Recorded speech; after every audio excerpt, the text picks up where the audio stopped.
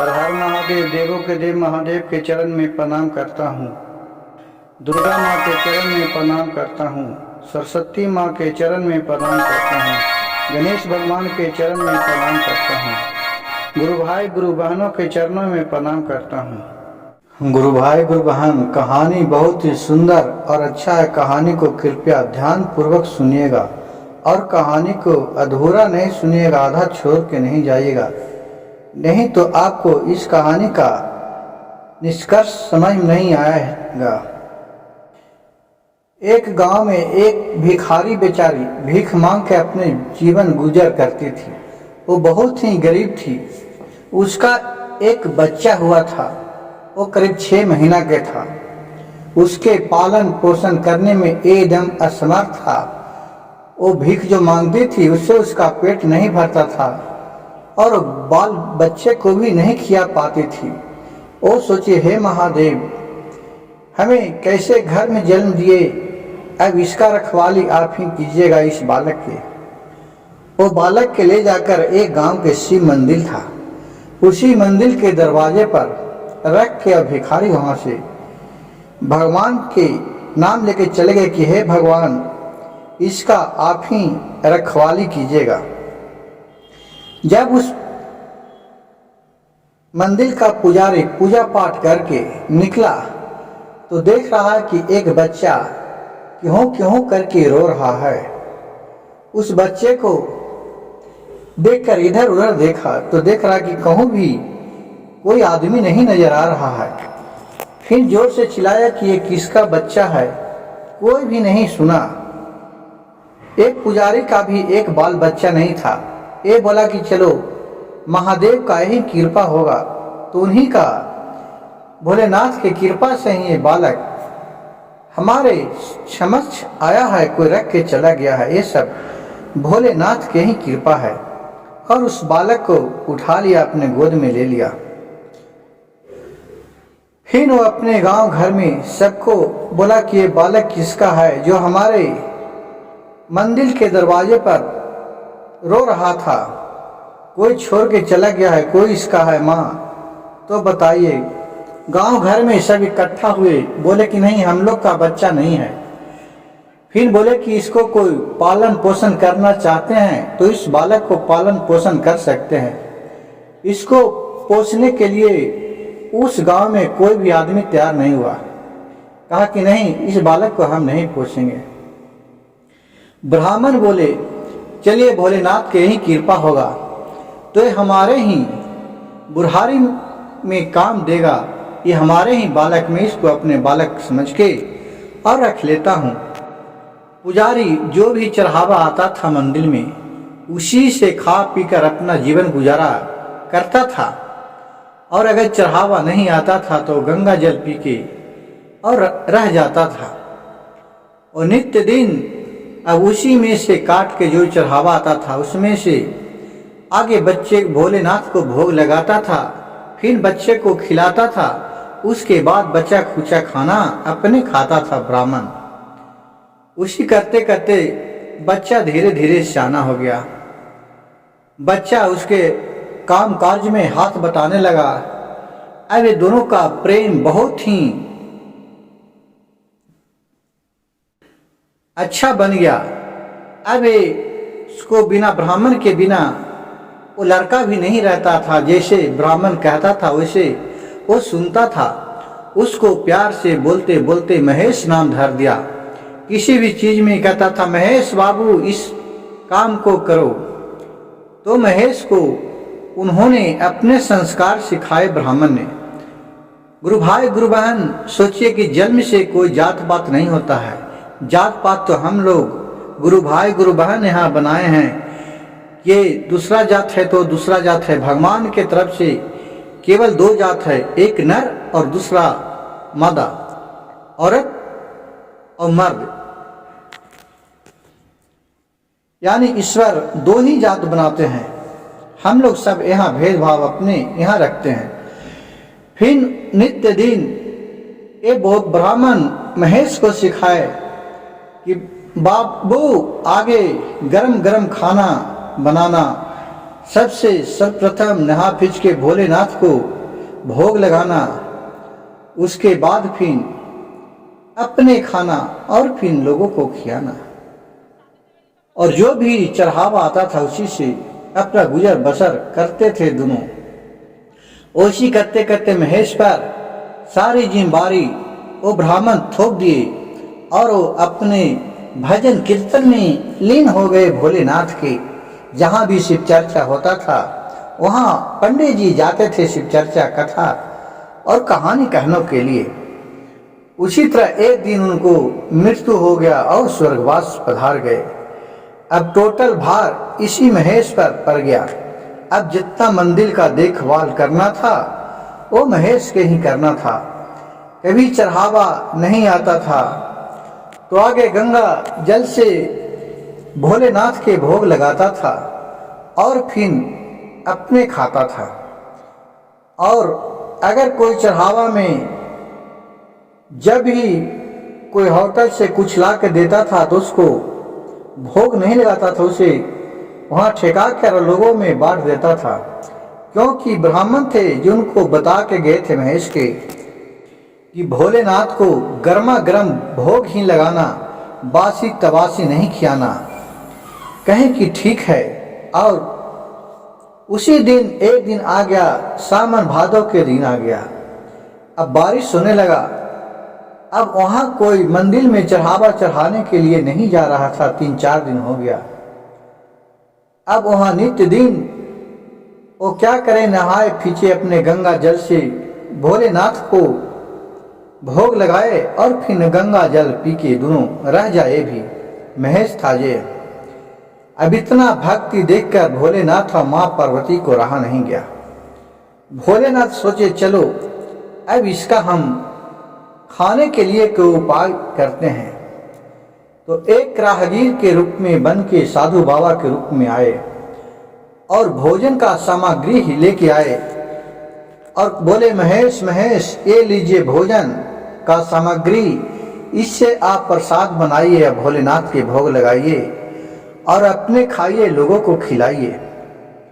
कहें कि ठीक है।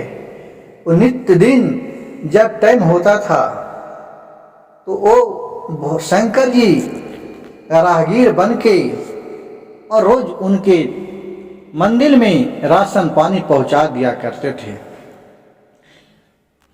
एक दिन महेश पूछा कि बाबा ये भोजन आप रोज के रोज कहाँ से लाते हैं, कौन आपको देता है?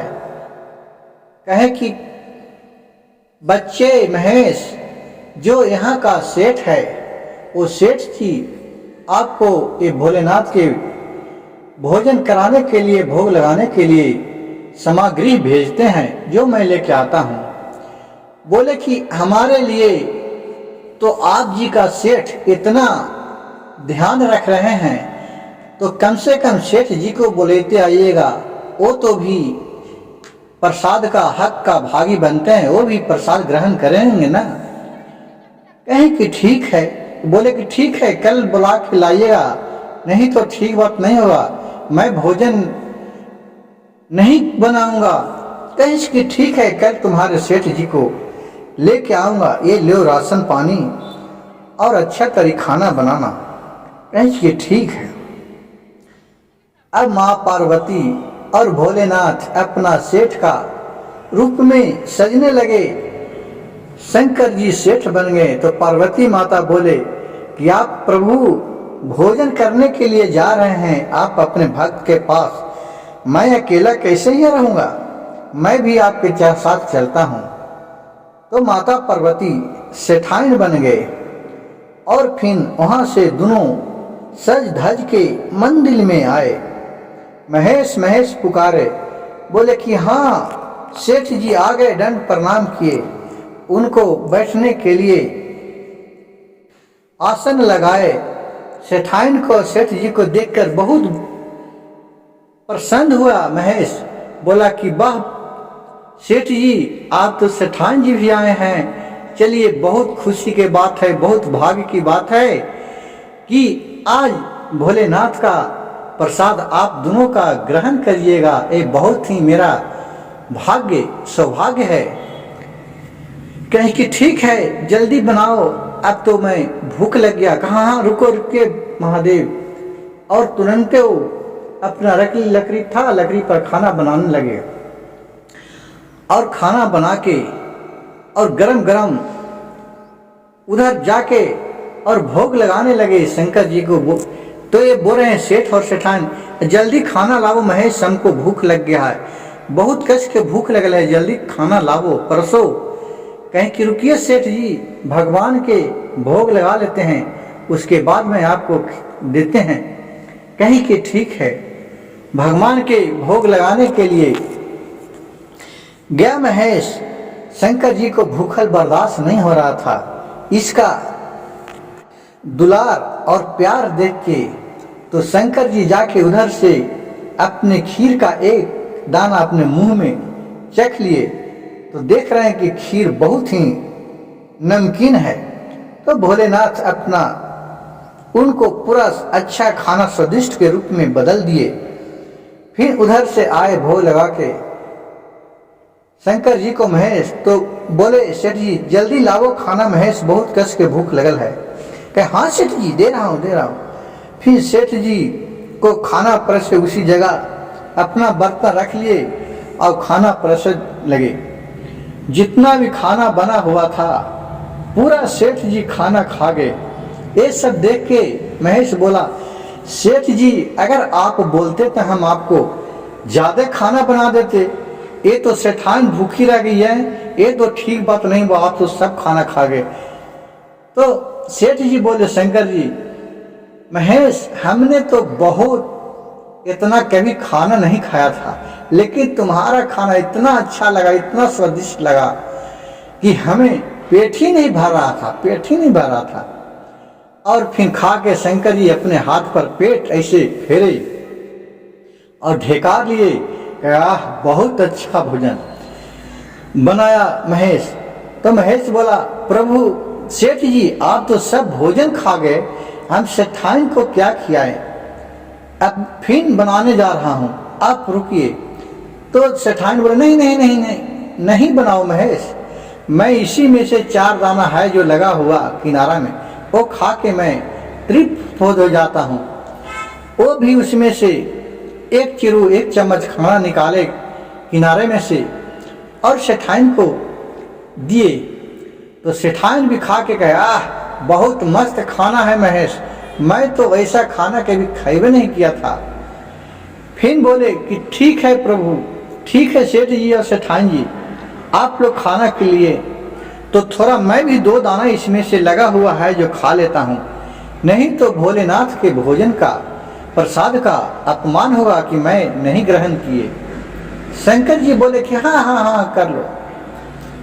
वो अपने खखोर के बर्तन में से और 4 दाना निकला, उसे अपने खाया, लेकिन उसको खाते लग रहा है कि पूरा पेट उसको भर गया और इतना स्वादिष्ट खाना कभी खाए नहीं किया था।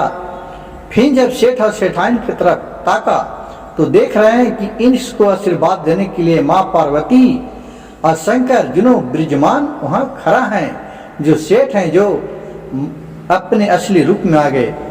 ये सब दौड़ के और उनको चरणों पर गिर गए। महेश बोले प्रभु आप तो हमारे पास एक राहगीर बन के आए, आप ही रोज आते थे, आज आप ही सेठ बन के आए, हम बहुत गलती किए प्रभु, आपको हम डांट दिए कि पार्वती माँ को खाना नहीं खाने दिए। प्रभु जो हमसे गलती हुआ वो अनजान में आप पर बोले होंगे उसको प्रभु आप क्षमा कीजिएगा। शंकर जी बोले नहीं, आपको इतना प्यार भरी बात और दुलार से मैं बहुत प्रसन्न हूँ। मैं तो तुम्हारे हाथ से खाना खा के नित्य दिन बहुत ही खुश रहता हूँ। गुरु भाई गुरु बहन, जब महेश ने सच्चे दिल से भोलेनाथ को याद किए तो भोलेनाथ स्वयं ही उनके पास चले गए।